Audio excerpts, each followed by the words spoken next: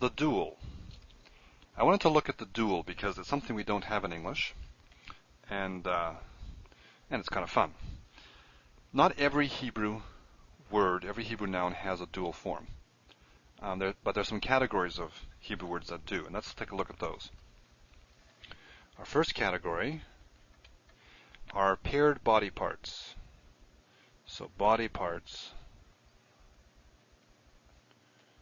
in twos. Things like eyes. So we have a nayim. So here we see the dual ending, the ayim ending here, and that's because we have two eyes. Now, what about a word like af? Af is nose, and it exists in the dual as well. And it is a payim. So here we have a dual ending on nose. So does it mean we have two noses? I think it means nostrils, two nostrils. Incidentally, af is often also used to mean anger. A person's face gets, or a person's nose gets red, so anger, it's used as an expression of anger. And it can also stand for the whole face. Apayim can mean someone's face. Okay, that's one category, paired body parts. Incidentally, another body part that is used in the dual, sometimes at least, is loins. There's two different Hebrew words used for loins, and it does occur in the dual, so interesting. 2. The second category are time expressions involving two. So time expressions in twos. Things like shivu'ayim. Okay, let's write that down. Shivu,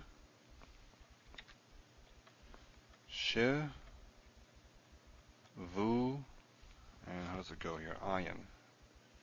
Shivu'ayim. Supposed to be a yud there.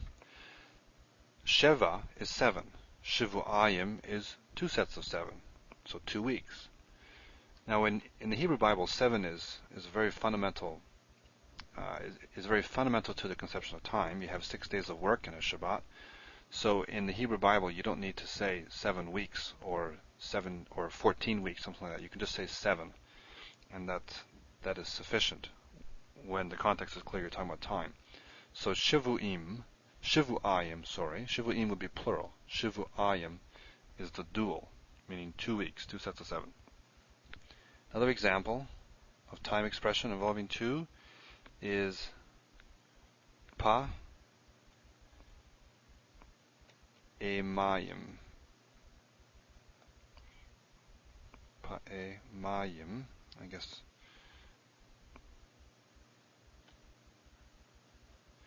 Pa'emayim, pa'am means time, as in how many times you do something. Pa'emayim is twice, 2 times. So, time expressions involving two are also places where you find the dual. The third place are numbers involving two. So, numbers. I guess we could have started with that. That's the most obvious. So, we look at a word. The word for two itself is shnayim.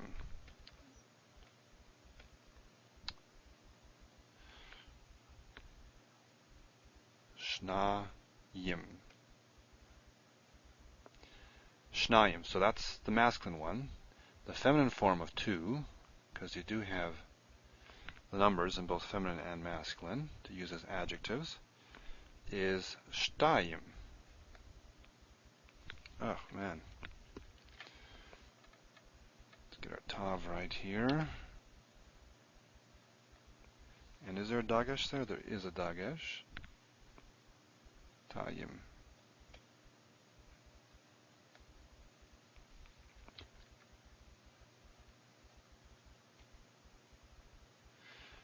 Shnayim, shtayim.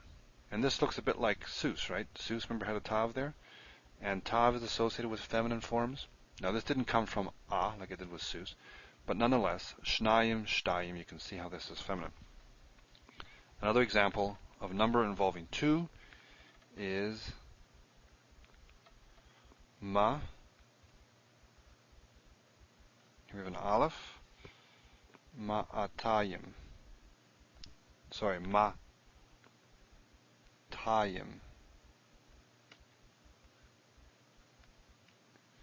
Matayim. I first said it wrong.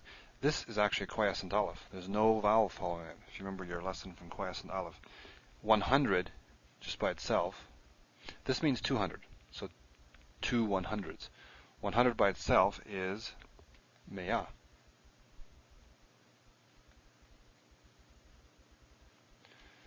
So as a review of the quiescent module we had, you can see how here aleph is a consonant. It's followed by a vowel. Here it's lost its vowel and it's blended with this, so it's matayim. So it's gone quiescent. That's just by way of review. So numbers. Numbers that involve 2 can occur in the dual. It's a third category. Or fourth is place names. Place names can often occur in the dual. Yerushalayim. Let's write that out. Ye, just how it sounds. Ye, ru,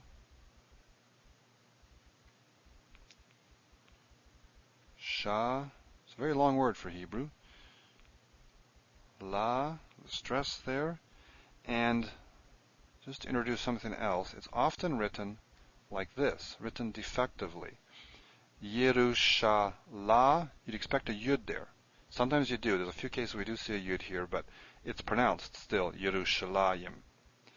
And so let's put our yud in there like this. Virtual yud. It's not called that. Here we have the dual ending. Place names often have dual endings. Mitzrayim, Egypt.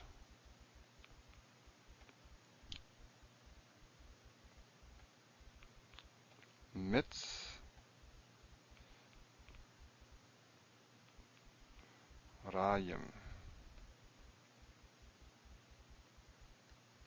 Mitzrayim, Egypt, also has a dual ending to it. That's our fourth category. And lastly, there are a couple of odd ones. Mayim, water. Mayim. Ugh, so annoying. It's streaking all the place. Mayim. Mayim is water. It's in a dual. Who knows why? Stress is here, incidentally. And a related word, at least in sound, and maybe other ways. Maybe there's reasons why these words are related. Shamayim, heavens or heaven. Shamayim. This part's the same.